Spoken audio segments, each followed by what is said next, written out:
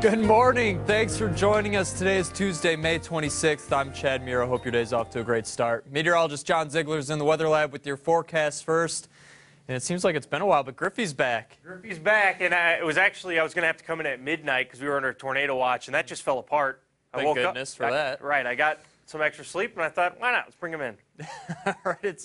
He's very hyper today. He is. He hasn't been in here for probably 7 days. Yeah, I was playing tug of war with him. I tried to tire him out a little bit. Thank you, Chad. You're Thank you. We both know that that's not going to work, so Nope. I hope everybody's ready to wake up today. It's a day we got to wake up after a holiday weekend, and we did pick up a lot of rain in some spots. Branson, you picked up 1.66 inches last night. It was pouring, as you could see where the thunderstorms really developed. Fayetteville to Harrison. Harrison saw an inch of rain. Didn't see a whole lot of rain. Clinton didn't pick any up. Camdenton, just some sprinkles, same as Fort Leonard Wood and Rolla. Lake Ozark, you did pick up 0.13. So not a whole lot of rain.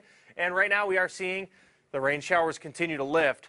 Notice the rain is still near Kansas City, and that's actually going to try to make its way through. Besides a few sprinkles this morning, today's going to look like a pretty good day. We're actually going to see the skies start to clear, and we'll see the temperatures warm back into the 80s. I think today's a good day. 63 out there now, 64 in Rolla, 64 in Lake Ozark, and our warm spot, surprisingly, is Clinton at 66. So as we head through the afternoon, we're going to see decreasing clouds. We'll have the chance for some cloud cover early and maybe a few sprinkles. Otherwise, we'll jump into the 80s once that sun comes out. We'll get to around 80 by 3, and the sun's still out there at 6 o'clock. I'll have all your details and what you can expect this upcoming weekend in my next forecast.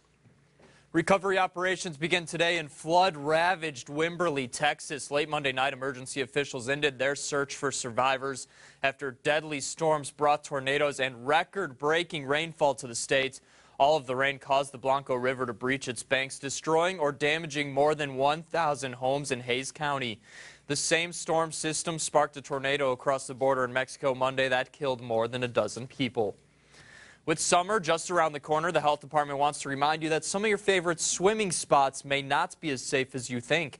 Dana Thayer joins us this morning with more on the story. Dana, good morning.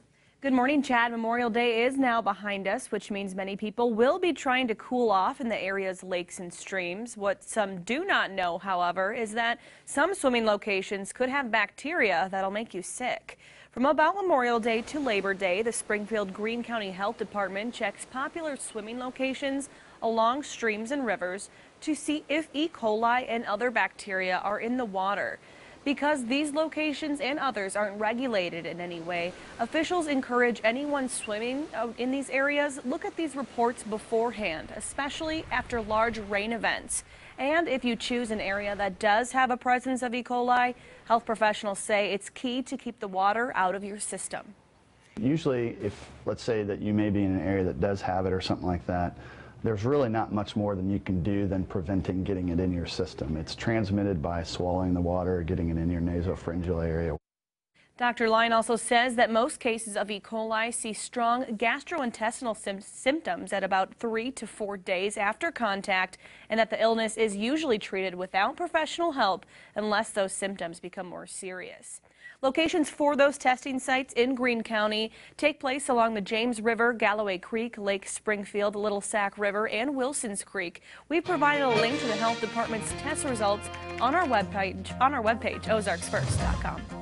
Thanks, Dana. A Republic woman is dead after crashing her motorcycle Monday afternoon. It happened just before 1 p.m. on Logan Ridge Road, south of Ozark. According to the Missouri Highway Patrol, 58-year-old Vicki Paulus was driving the motorcycle when it ran off the road and hit a tree. She was pronounced dead on the scene. Of the many Memorial Day events yesterday, one of them was a surprise. Arnola Jennings is the daughter of Marine Private Arnold Jack Jennings. He died in battle 70 years ago in Iwo Jima. Arnola was only 3 when her father was killed. She never even saw his medals. No one even knew where they were. So her family worked for more than a year to obtain duplicates for Arnola to keep, all while keeping it a secret from her. They surprised her with the medals at a special ceremony at Springfield's American Legion Post 639. Now Arnola has a memory to honor the father she never got to know. I wish I just had a little bit of memory of him in any way.